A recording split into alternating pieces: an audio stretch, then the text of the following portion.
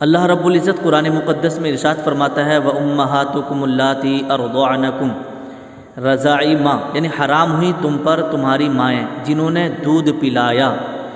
رضاعی ماں، رضاعی نانی، رضاعی دادی، اسی طریقے سے اوپر تک اس رشتے کو لے جائیں۔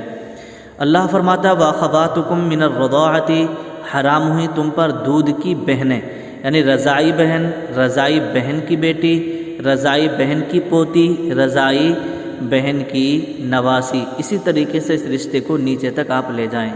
یہ سب کے سب آپ کے لیے حرام ہیں، ان سے کسی سے نکاح نہیں ہو سکتا۔ اللہ رب العزت فرماتا ہے وَأُمَّهَاتُ نِسَائِكُمْ حرام ہوئی تم پر بیویوں کی ماں، یعنی ساس، جس عورت سے زنا کیا اس کی ماں، بیوی کی دادی، بیوی کی نانی، اس رشتے کو اوپر تک لے جائیے۔ مثلا بیوی کی پردادی، بیوی کی نانی، ان میں سے کسی سے آپ کا نکاح نہیں ہو سکتا، یہ سب آپ کے لیے حرام ہیں۔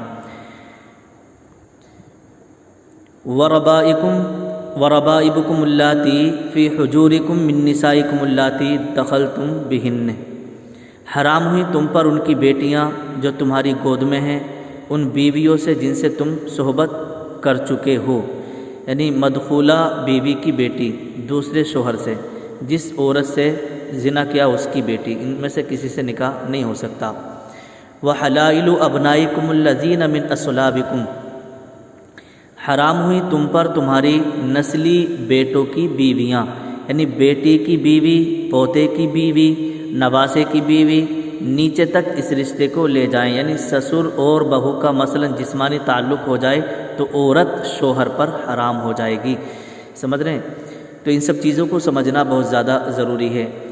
وَأَن تَجْمَعُوا بَيْنَ الْأُخْتَيْنِ حرام ہوا تم پر دو بہنیں اکٹھی کرنا، حرام ہوا تم پر دو بہنیں اکٹھی کرنا، دو بہنوں کو ایک ساتھ ایک بار میں ایک وقت میں اپنے گھر میں رکھنا، یعنی نکاح میں لانا، یہ حرام ہے۔ دو سگی بہنوں کو ایک وقت میں ایک ساتھ میں نہیں رکھ سکتے، بھانجی خالہ کو ایک ساتھ میں نہیں رکھ سکتے، پھوپھی بھتیجی کو ایک ساتھ میں آپ نکاح کر کے نہیں رکھ سکتے، اگر پھوپھی گھر میں ہے تو بھتیجی سے نکاح آپ کا نہیں ہو سکتا۔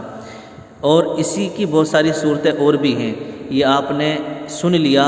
جتنے رشتے میں نے آپ کو بتائے ہیں یہ تمام عورتیں آپ پر یعنی نکاح کے لیے حرام ہیں، اگر آپ ان میں سے کسی سے نکاح کرنا چاہیں گے تو آپ کا نکاح نہیں ہو سکتا۔